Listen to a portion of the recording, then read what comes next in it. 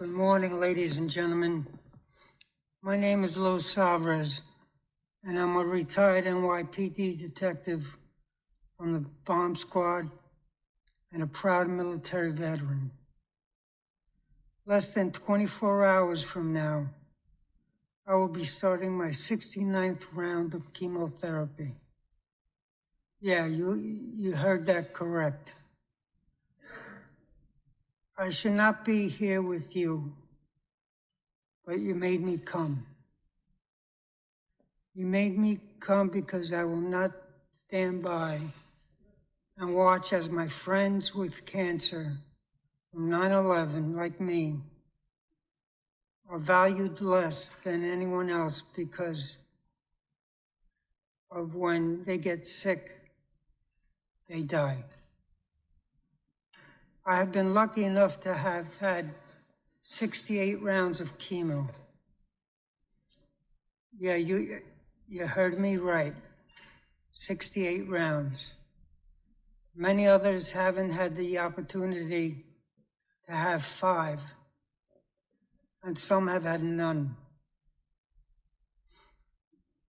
Their families would love to have time with them that made mine have time with me, because I have been lucky enough to have the pain and suffering of 69 rounds of chemo and countless other treatments and surgeries. It is my goal, and it is my legacy, to see that you do the right thing for all 9/11 responders. Please understand that we are not here for anything for ourselves. We became police officers, firefighters, paramedics to help others. We went to Ground Zero, the Pentagon, and Shanksville to help people first, and then help their families bury someone or something. We were there with one mission, and we left after completing that mission. I have been to many places in this world.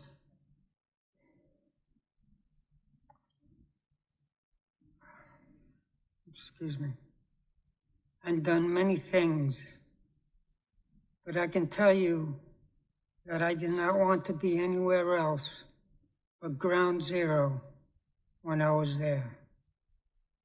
We were part of showing the world that we would never back down from terrorism, and that we could all work together.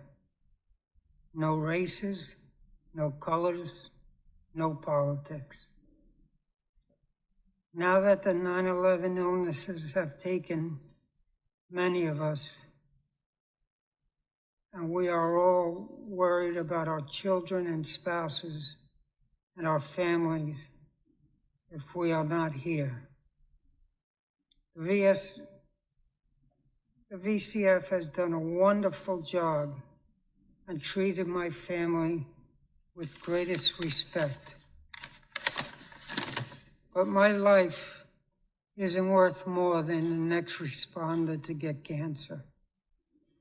My family needs are not worth less than any others who have already died. This fund is not a ticket to paradise. It is there to provide for our families when we can't. Nothing more. You all said you would never forget. Well, I'm here to make sure that you don't. You made me come down here the day before my 69th round of chemo. And I'm going to make sure that you never forget to take care of the 9/11 responders. Thank you for your time. Welcome to the Whistleblower Newsroom. I'm Kristina Borjesson. What you just heard was dying New York Police Department veteran Luis Alvarez begging Congress to renew the September 11th Victim Compensation Fund Act. Alvarez appeared with comedian Jon Stewart, who passionately dressed down Congress for not having already renewed the act. As I sit here today, I can't help but think what an incredible metaphor this room is for the entire process that getting health care and benefits for 9/11 first responders has come to. Behind me, a filled room of 9/11 first responders, and in front of me, a nearly empty Congress. Sick and dying, they brought themselves down here to speak to no one. It's shameful. It's an embarrassment to the country, and it is a stain on this institution. And you should be ashamed of yourselves for those that aren't here, but you won't be. Because accountability doesn't appear to be something that occurs in this chamber. The act is now funded up to the year 2092. But serious questions remain about what exactly caused the illnesses that have been killing tens of thousands of first responders so painfully and often slowly. My guest today is going to review evidence found in the tissues of 9/11 emergency responders that was documented by Mount Sinai Hospital researchers and physicians.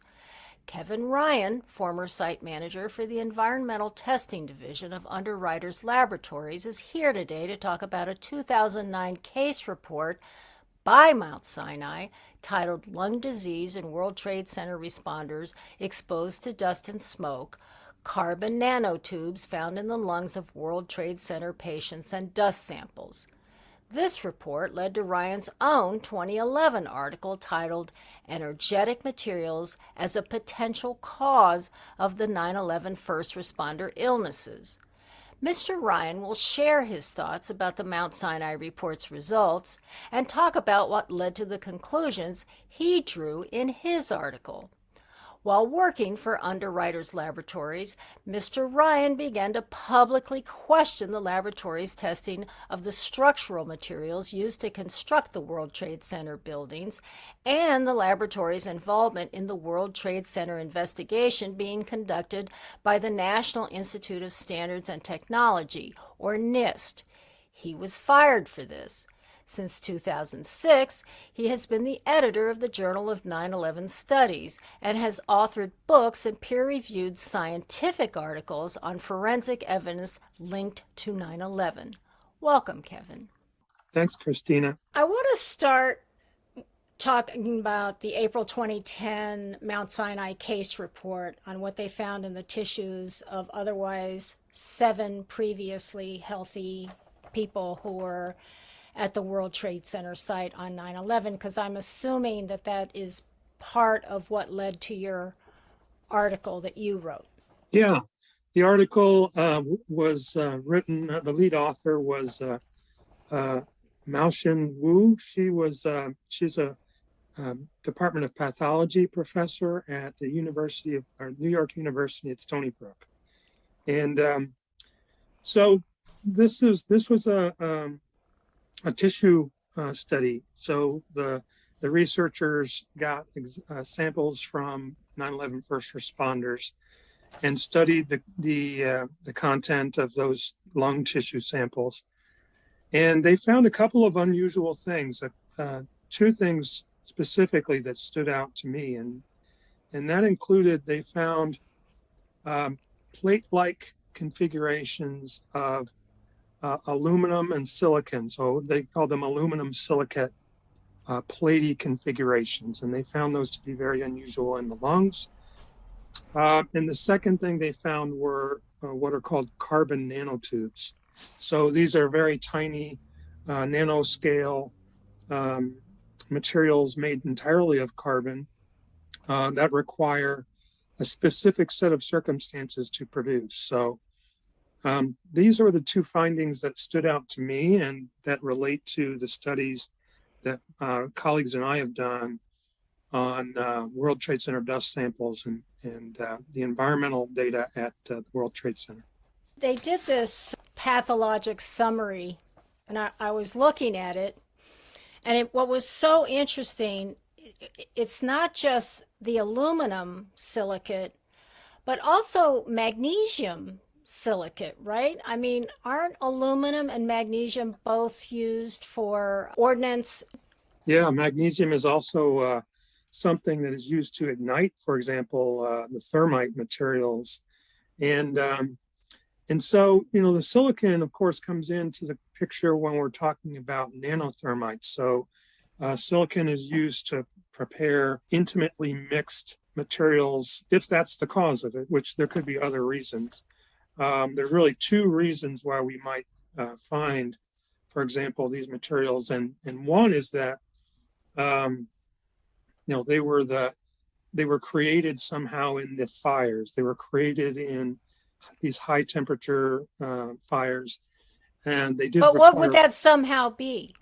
The only thing that really makes any sense is the thermite reaction. So, and particularly with regard to the carbon nanotubes, the aluminum plate-like aluminum silicates or magnesium silicates. If you recall, colleagues and I produced a paper called "Active Thermitic Material Discovered at the World Trade Center." It was a quite well-known paper published in an open journal of chemical physics. And this was back in 2009.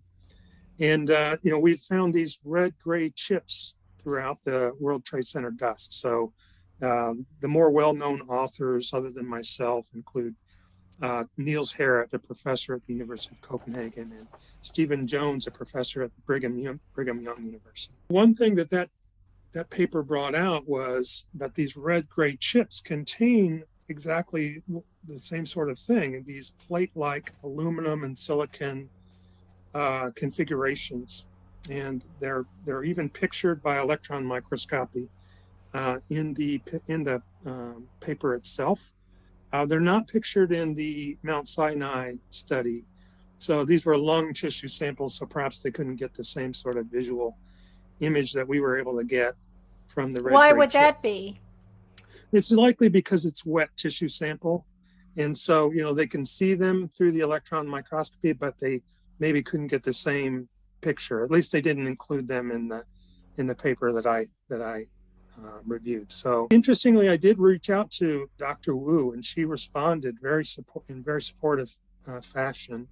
She stated that, she really felt like these carbon nanotubes in particular were going to stay with the patients and they were going to continue to cause disease, and that she felt like there's a lot more study needed into where this material came from. So, but when we talk about whether it be carbon nanotubes or aluminum silicate type, magnesium silicate type materials, those are the kinds of things that cause disease of the kinds that we're seeing in the 9/11 first responders. So, for example, the aluminum silicates will cause kind of immune system diseases like interstitial lung diseases. And what does that mean? Well, the lung tissue gets filled with this material, and it causes a number of things that generate disease. So, I'm not a doctor. Dr. Wu, of course, is, but I'm a chemist. So I can't go into all the details of the of the physiological response. But I do know that the diseases that have been named through the World Trade Center Health Program, they do kind of the pulmonary fibrosis and things like that. Those are caused by aluminum silicates. So aluminum dust or powder is something that's part of a thermite mixture. And then as it is combined in a nanothermite material, is combined with silicon. And so that's where we find these plate-like structures in these red-gray chips. And it's interesting that they used at Stony Brook the same term, kind of platy configurations, the unusual platy configurations in our paper, which, by the way, we hadn't reviewed the Dr. Wu paper previous to publishing our 2009 paper, but we used the same terminology, the plate-like configuration of these aluminum silicon materials. So it seems to really call for a potential or for additional study. And I've definitely tried to do that myself. I can go into that, but Let's yeah, talk about the carbon nanotubes. yeah. What caused them? Carbon nanotubes can only be produced under specific conditions. So, in a fire, they require very high heat. So, in fact, for a flame-produced carbon nanotube, you require temperatures of 1100 degrees Celsius. So, that's over 2000 degrees Fahrenheit. And those just weren't present they're not present in an office fire. So that's another indication that the thermite reaction, which is very exothermic and produces temperatures, of 3000 degrees Fahrenheit, can provide that kind of temperature. The other thing it requires is a metal catalyst, and specific metal catalysts are usual for the single wall carbon nanotubes: iron and nickel and cobalt. So iron and nickel and cobalt are the three that are most often used to produce carbon nanotubes. And iron oxide, of course, is the other major component of thermite. So aluminum powder and iron oxide react to form aluminum oxide, which causes some of these same diseases. Aluminum oxide also causes these lung diseases, and molten iron. So, and then the third thing is the source of carbon. So for carbon nanotubes, it has to be, a source of pure carbon, and or organic materials that basically can be broken down very readily into organic carbon.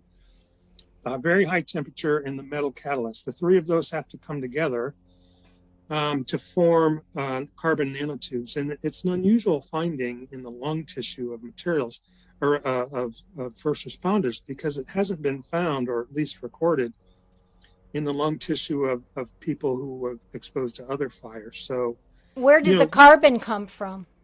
the carbon actually in nanothermite is part of the organic phase. So it's actually mixed together.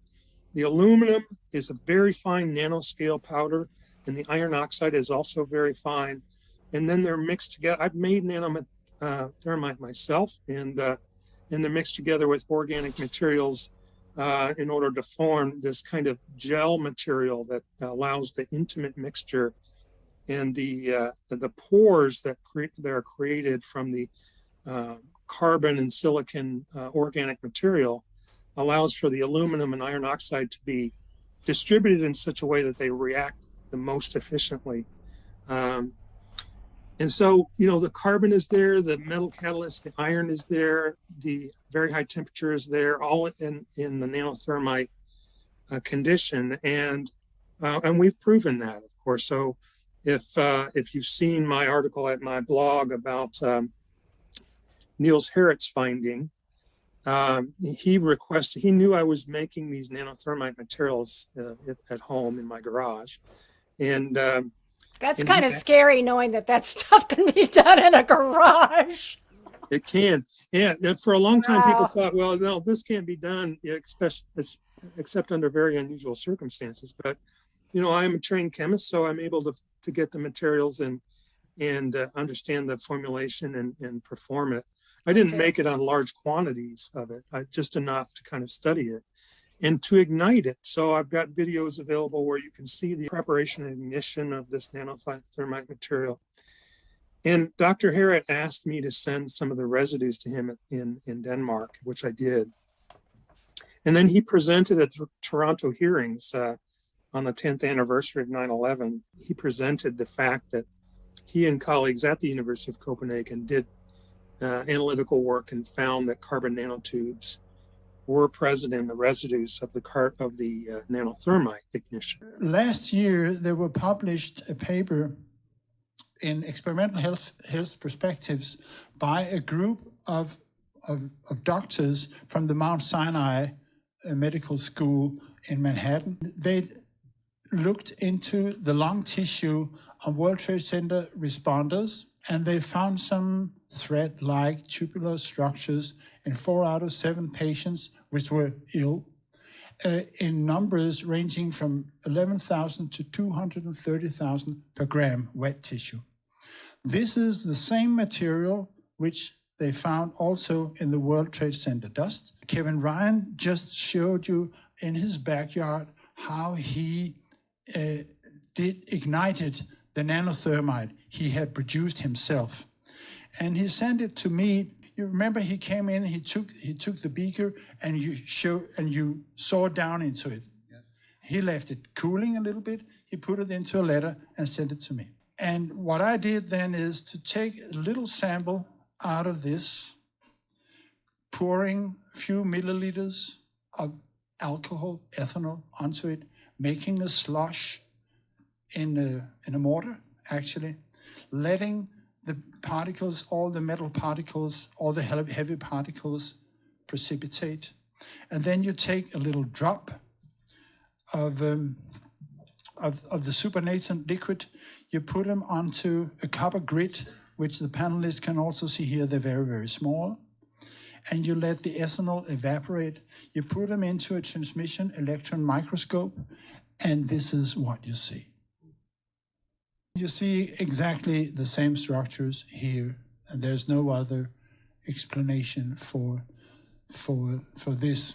We know now that nanothermite does make carbon nanotubes. We verified that by sending samples to an independent laboratory, a laboratory that's does this for a living. They do analysis of various samples, and they found the same thing. So I sent additional residues to this independent laboratory and had it confirmed that carbon nanotubes and single wall carbon nanotubes, the same kinds that were found in the lungs of the 9/11 first responders, were found both in Denmark and by this independent lab through these residues.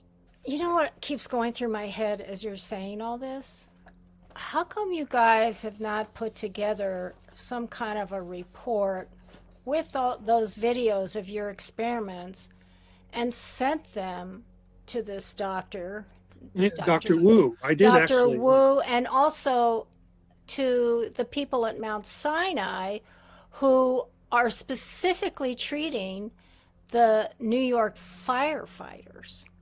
I did send the blog article to Dr. Wu. She was very supportive in her response. She felt like we were doing great work.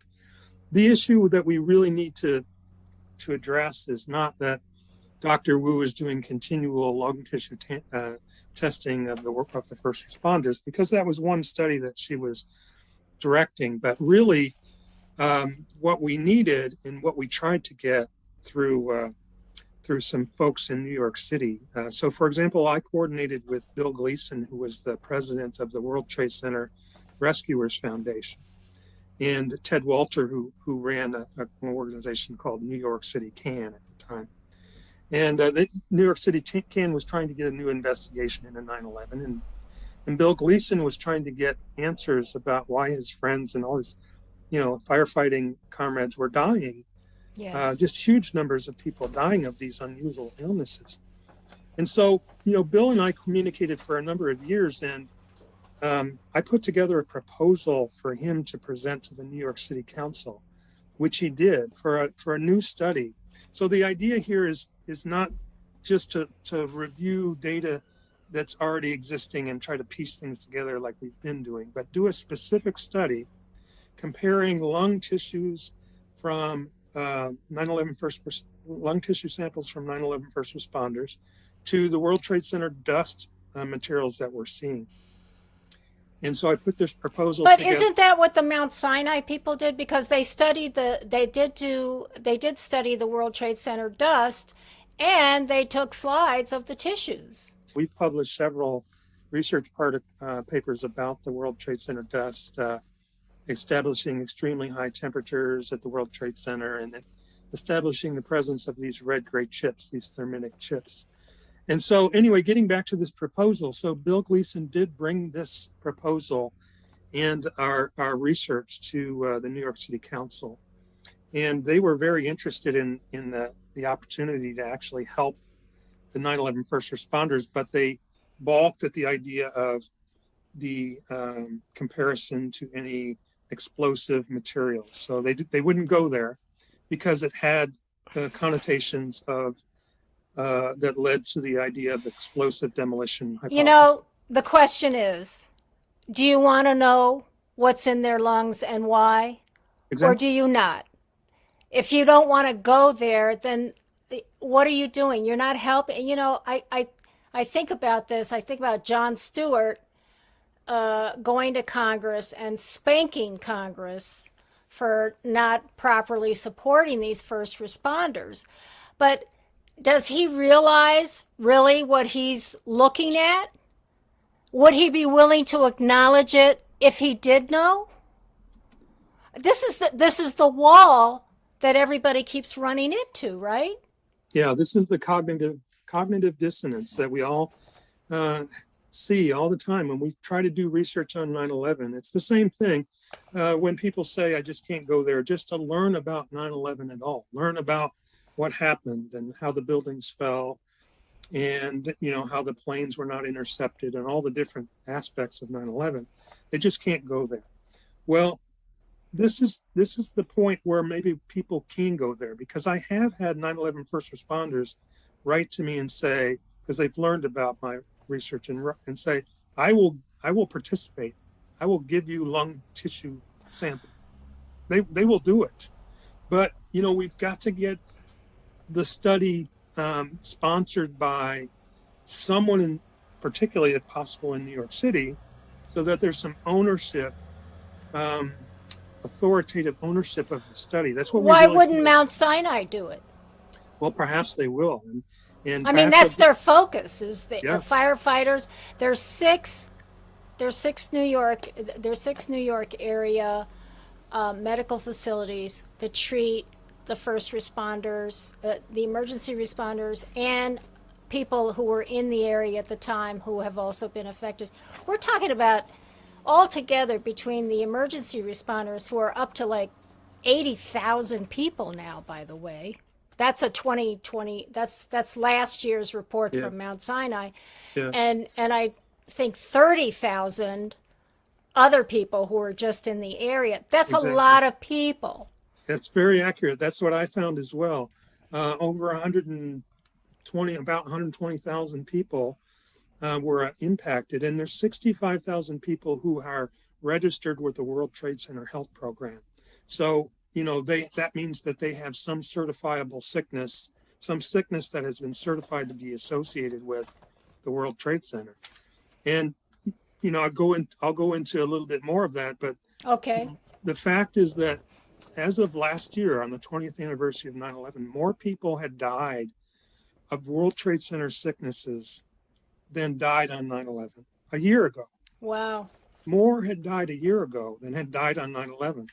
And they're going to continue to die, right? So of the 65,000 certified members at the World Trade Center Health Program, over 20,000 have cancers, right? And some of them have multiple cancers. Yeah. There are hundreds of people who have multiple cancers from their exposure to the World Trade Center dust and the environment there. Now, there's a whole nother crime about the fact that, Christy Todd Whitman and Rudy Giuliani told everybody the air was safe to breathe. Getting the truth and protecting people are part of the EPA's mandate. But if the air at Ground Zero was safe, why were so many people getting sick? Even some of EPA's own staff doubted the agency's assurances about safety. Among them, senior policy analyst Hugh Kaufman. Mrs. Whitman went on national TV, smiled at the camera, and told everybody everything is safe, and it wasn't. As I say, you know asbestos was in there, is in those buildings, lead is in those buildings. There are the VOCs. However, the concentrations are such that they don't pose a health hazard. We're going to make sure everybody's safe. They basically did that to try to speed up the removal of everything and to get the downtown area kind of back to business, I guess. But you know, these cancers are very rare, some of them, and they're unusual. So what kinds of cancers are we talking about? Well, we've got the normal ones like leukemia. We've got unusual things like multiple myeloma. We've got men with breast cancer. You know, we've got a number of men who's got male breast cancer, which is very unusual, right? We've got some of these unusual lung related cancers as well. And what we found is, we did a research paper. I did one with Steve Jones, an attorney named James Gurley. It's called Environmental Anomalies at the World Trade Center, Evidence for Energetic Materials. It was published in a mainstream scientific journal called The Environmentalist, a Springer journal. And it showed that there were really unusual kind of energetic events happening at the World Trade Center over a period of really 5 months after 9/11. And you may know that, the fires couldn't be put out at Ground Zero. They're very, really unusual things where they were pouring millions of gallons of water into the pile. They were using specific fire suppression materials to try to suppress the fires. There was heavy rainfall, all the dust. They couldn't put out the fires. That's another indication that we were dealing with some sort of incendiary material, something that had its own oxygen like thermite does. We found that the EPA, the data released by EPA and the University of California Davis showed that there were some really sharp, violent spikes in emissions of specific chemicals on really specific dates. And that kind of indicated to me that there were some violent incendiary events going on. But what were the elements and what were the intervals? Some of the compounds were like benzene and styrene. Benzene causes leukemia, and benzene doesn't typically show up in a structure fire at these levels. They're huge, hundreds of thousands of ppm on given days, months after the event. That's parts per million, right? Yeah. And so there was another unusual chemical found that had never been found in a structure fire before. The EPA wrote very clearly that it had never been found, that dwarfed, it was present at levels that dwarfed all others, and they'd never observed it in any sampling before. It's a chemical called 1,3-diphenylpropane, so 1,3-DPP. And this is something that we wrote about in this paper as well. So there's another mystery. There's, lots of... Well, wait a second. What's benzene normally used for? Well, benzene is not used for things. It's a combustion product of plastic, burning of plastics, the same as styrene. And the difference here at Ground Zero is that these violent incendiary events were burning the plastics to vapor. I mean, they were burning them to gaseous state immediately, right? So there's huge amounts of these volatile organic chemicals being created, being spiked up on these dates every other week for 5 months. And the fires just couldn't be put out. They just continued to occur. So now, well, wait a second. What about the other exotic? So these metals and silicon, again, we're getting back to the same sort of thing. Aluminum and silicon and iron. These are things that are bursting out of the pile at these intervals.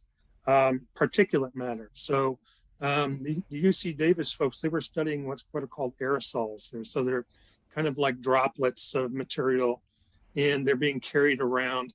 And months after the events of 9/11, they're saying we're still seeing these large particulate matter spikes, and it makes no sense. The only reason, and they say this in their research, the only way that could happen is there's some high temperature events going on in the pile. And so, all these unusual things. Now, if you think about it, could that these high temperature events, could they be because there was still thermitic material in the wreckage that was still being ignited? Yeah, that's what we think. Yeah. And so, Wow. that's the hypothesis. And we spell out the hypothesis in this paper at the Environmentalist. We say, look, these nano level materials are being made of thermite, and they can be applied in certain ways, and they're composed of the same materials you're seeing in these spikes, other than, of course, the volatile organic chemicals that are combustion byproducts. Particulate matter, they're combustion byproducts, but some of them appear to be actual components of whatever it is that's burning. So when we're talking about aluminum and iron and silicon and sulfur, we're talking about thermite, potentially, right? Or something that causes these very high temperatures and incendiary events that are violent. So there's all these different rare things happening in the EPA data, in the UC Davis data, and at Stony Brook with the CNTs. And it all really kind of points to the possibility that thermitic materials, as we've found in the World Trade Center dust, were present in the pile at ground zero and were being ignited periodically as the pile was being cleaned up somehow, as the Now, did this include Building 7 too when it came down? Was there? Yeah. Well, sure. Yeah. Building 7 was just across the street. So, the EPA data also covered the World Trade Center 7 area. So, yeah, and they don't necessarily specifically, I don't have the specifics as to the specific site for each incendiary event. Like this one on October 11th was this location under World Trade Center 1, and this was under World Trade Center 7. So it's just the World Trade Center complex was seeing these very high levels of these combustion byproducts and also components of thermitic materials. And so, as I said, we've really tried to get some of this communicated to the public. I published an article in Foreign Policy Journal, which I think is the one that you asked me about a week or two ago. And, what I tried to do with that Foreign Policy Journal article, because it was getting a lot of interest. Bill Gleason, again, of the World Trade Center Rescuers Foundation, said that the doctors he was talking to were very interested in this research. They were also very continually interested in carbon nanotubes and talking more and more about it. But again, it kind of collapsed when we tried to get the New York City Council to help fund a $500,000 study, a research study, because these research scientists that will really do it it won't be me that will do this research. It will be, independent, like Dr. Wu and others who would do the actual God, research. you only need $500,000, like a little $500,000 is what I measly estimated. $500,000 for a study. Yeah. And so, we tried to get the Foreign Policy Journal published at the article published at the Lancet, because you may remember on the 10th anniversary, the Lancet, which is a prestigious medical journal, called for articles specific to 9/11 and the events of 9/11. So I submitted that. I also tried to get a co-author who was more of a medical a doctor, PhD level scientist to co-author with me. And they were, of course, again, very interested. But the fact is, they felt like they weren't the specific people that should be doing it, and that the people who could specifically do it would be silent. They wouldn't help. So, and I've gotten through this, getting all these peer-reviewed articles published, Kristina. I can tell you, that's the same story I hear.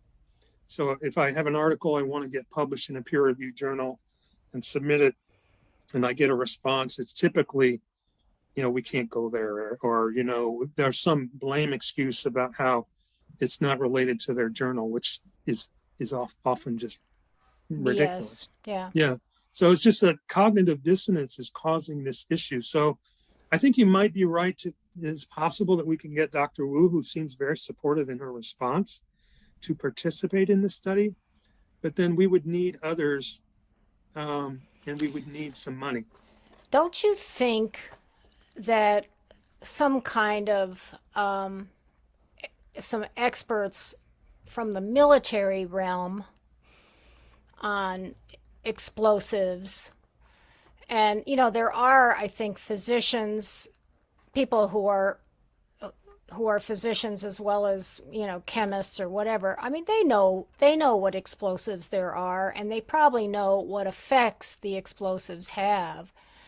Has anybody in the military realm ever been approached? I haven't specifically approached people because they're in the military. And I certainly wouldn't reject them because they're in the military. But no, I haven't looked into that. So if you have any ideas, please. I Let me mean, know. I wonder too if there are any other correlative events in which similar types of explosives were used, creating similar victims. If any thought has been given to that in terms of, well, has there been some kind of explosive event that could have Right. matched this? Yeah, I don't know. And, it makes me recall the fact that really some of the initial people who came to investigate the events at the World Trade Center were officers in the U.S. Army Corps of Engineers. So, Oh, yeah, interesting. so Gene Corley, who was famous for having, investigated both the Oklahoma City bombing and also the World Trade Center event. Oh, And some of his comrades. So I'm sure there are others in the military who would be able to present more of an objective viewpoint than some of those folks. But really, I think the key to this, just like with Bill Gleason, if you get Bill Gleason, somebody like leading the first responders organizations, going and asking for help, saying, we're dying personally. We will provide the samples personally. We just need the money and the scientists to do the work. So we could get back into that and ask for help in that way, but we have to be able to address the right people. So it's, at this point, we know well, it's not it's a real trick, because I'll tell you, it was very interesting. Eric Lawyer, who is a Seattle firefighter, who started the firefighters group, the 9/11 firefighters group. It took him 10 years to wrap his mind around the possibility that the official narrative was not true.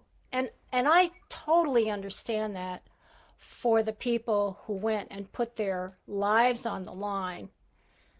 If they were to wake up one day and find out that they were being sent into a pre-planned explosive event, that would be quite shocking, given all the other things that have unfolded, including the wars and stuff, and their illnesses and so on, right. From this event. And he says some of them are finally coming around because they're all getting desperate because they're dying like flies. Yeah. Right. So here, when you're at your weakest point, you're dying or you're sick, you have to wrap your mind around what it is that's making you sick. And what the forensic evidence is showing is not what your government said happened. Right. Right. Absolutely. And so that's where we're hoping the cognitive dissonance will break with the people who are dying. And a lot more people are going to die. A lot more. I mean, we're expecting another 20,000 cancers to be diagnosed related to the World Trade Center. Just huge numbers of people, children, lots of children who were exposed to the environment there as well. And so you'd think that at some point people will say, hey, we've had enough of, kind of the hand waving answers, and the money's running out, right? The James Zadroga bill, they don't have enough money. Yeah, that's what Jon Stewart was up there at Congress. He was fighting for these people. But again, it's like I say to Jon Stewart, John, man, if you really want to fight for something, fight for what has caused this so that they can address it.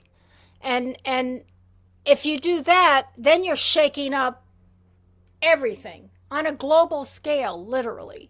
You know, and so you've got these people who, a lot of people who still don't want to go there, who, I mean, even Wu, I'm sure she's going to think twice before she takes it. She's all excited now because her researcher brain is, wow, this will be great, this will be huge. But then if she stops to think about the implications of what she might find, she might be, she might back off because it could mean her career, it could mean her family. Who knows what it could mean? Because there's been pushback on people, and it's not a pretty sight. Believe me, I know. I was fired for speaking out about it. So, I've been on your show before, and we talked about, I think, the suspects angle. But most of my work has been scientific research, and so, I really think if we focus on the science and we try to help the people who are dying and pull together with them, it's possible that we can get another study funded. It's 21 years later, and there's still no accountability. That is, if you're looking at the forensic evidence, Yeah. Because the forensic evidence is saying one thing, and it's not. I chose the first responders for this show and you for this show because I think it's important for people to hear the science connected to these people who are dying en masse, who are suffering en masse, while everybody wants to hide under a rock. And while you're hiding under that rock, by the way, all the consequences from this World Trade Center disaster, all the consequences and decisions made based on the false narrative continue to this day, and the consequences are deadly. So you keep hiding under that rock until next thing you know, there is no rock and there is no you either. And I don't know what people are waiting for. I do not know what people are waiting for. And I really feel for these people. I really do. And, John is trying to get money to help them with their illness. And I respect that. I respect that. But, Congress is just trying to sort of, first of all, they've spending money like drunken sailors on all kinds of things. And so this thing, this is a million years ago, let's just try and back off of the funding and this and that. And, they're all saying, not only are we still here, but our numbers are growing. Yeah. Yeah, the numbers are growing and more people are going to die, and we'll probably more than double the death count in the next 20 years, because as time goes on, these cancers, cancer is the kind of thing that develops more over time, typically is caused by multiple genetic mutations in the cells. So, they can occur and then the effects then aren't seen for a number of years. So I think we're going to see, unfortunately, more and more of this. And the only real way to know what to do is to find out what happened. That's the only way. I just want to go back to this pathologic summary, because the two things that really struck me was the aluminum silicate and the magnesium silicate. Those are both ignition sources. They are way above anything else. 165,600 per gram. Everything else is like 110, 36,000, but consistently 165,600, 184,000, 110, 400,000. Yeah. And you know what? We have to, going forward and every day, we have to realize that we don't know exactly what happened on 9/11. We know some things that aren't part of the official narrative. We know for a fact that nanothermite materials were present at the World Trade Center. We know that. We found them. We don't know what else was there. We don't know exactly how the buildings came down, exactly what was used. We know that those things were involved. Thermitic materials were involved, but we don't know exactly what happened. And that, these kinds of studies can additionally inform that story so that, it sounds crazy, but the ability to know the history is so important. To be able to understand the history of where we came from is so important to how we move forward and how we address things that are happening today. And that's a problem people have. They can't accept the possibility of some alternative hypotheses related to 9/11 because those things have never happened before, right? The government would never be involved in any kind of cover up. The government that would never happen. I don't know. I guess I'm so old and have done so many investigations, in-depth investigations where that's been the case. I mean, I spent 17 years of my life looking into TWA, same thing. Plane explodes off the coast of Long Island.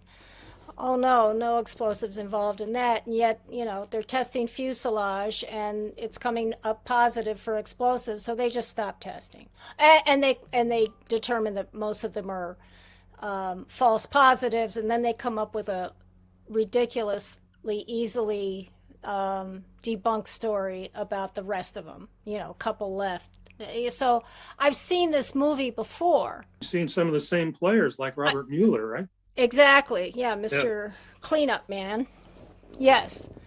And I look at these people who are suffering, and there's just this feeling of complete powerlessness, because who is going to do that study that needs to be done? And you know what, Kevin, that's one study. Yeah. Who's going to take everything to court? And what judge is going to have the guts to say, well, the science has spoken?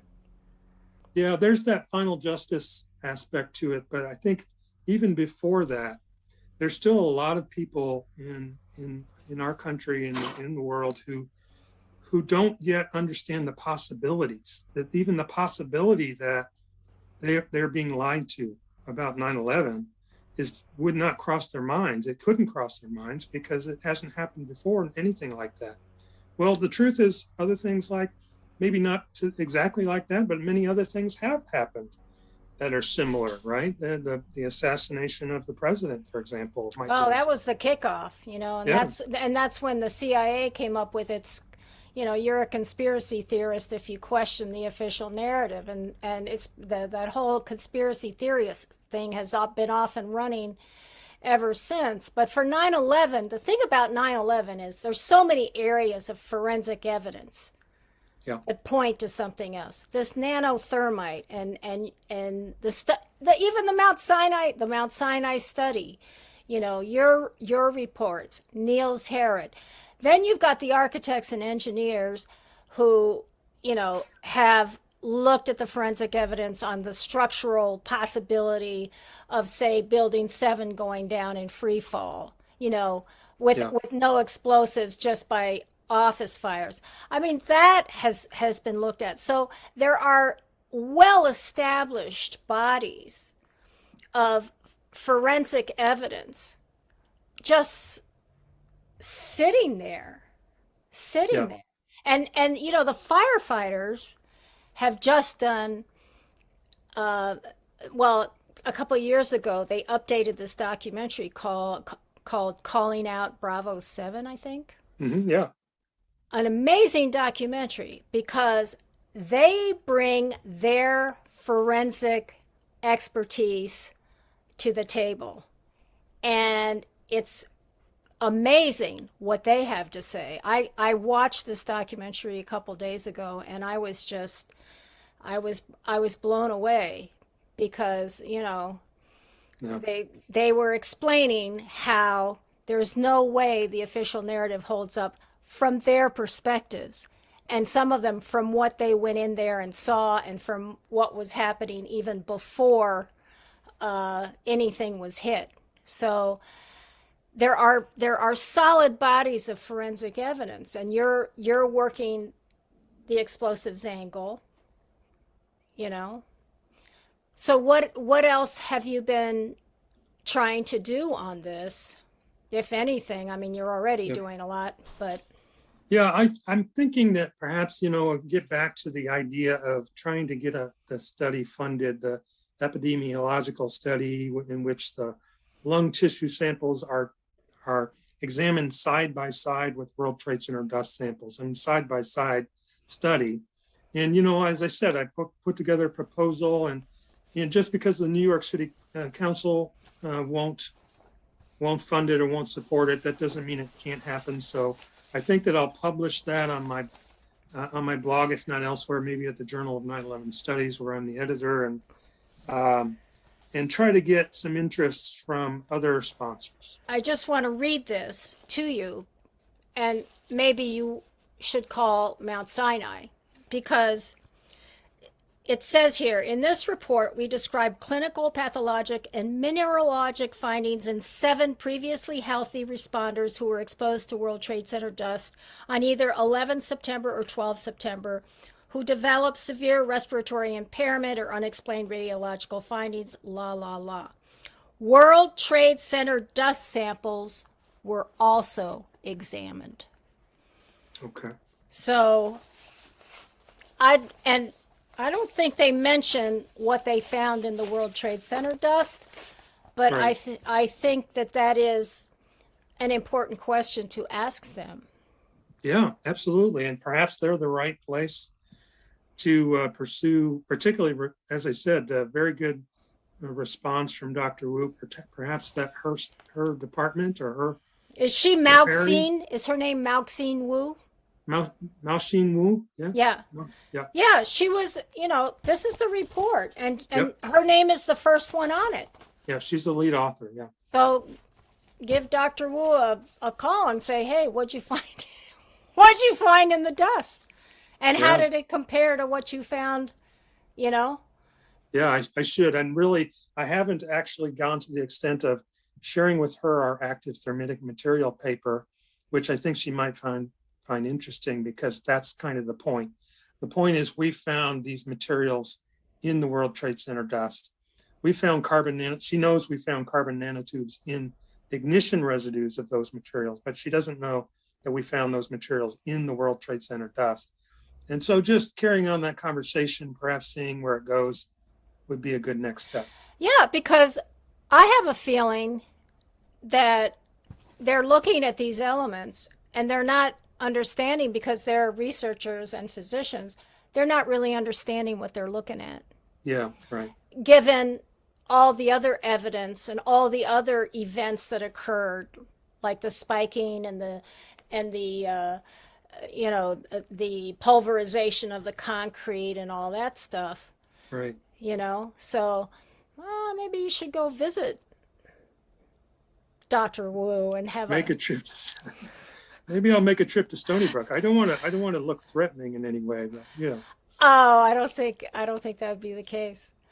Yeah. I just want to tell you, I'm sure many people join me in telling you that we're really grateful for the work you're doing. I think, as an investigative reporter, to me, forensic evidence is the bottom line. It's the bottom line. The science, if you're doing your science with integrity, which you are, the science does not lie. So, a little meeting with Ms. Dr. Wu might be in the cards for you. Keep me posted. Will do. Yeah. We'll follow your progress closely. Thanks for coming on. Thank you.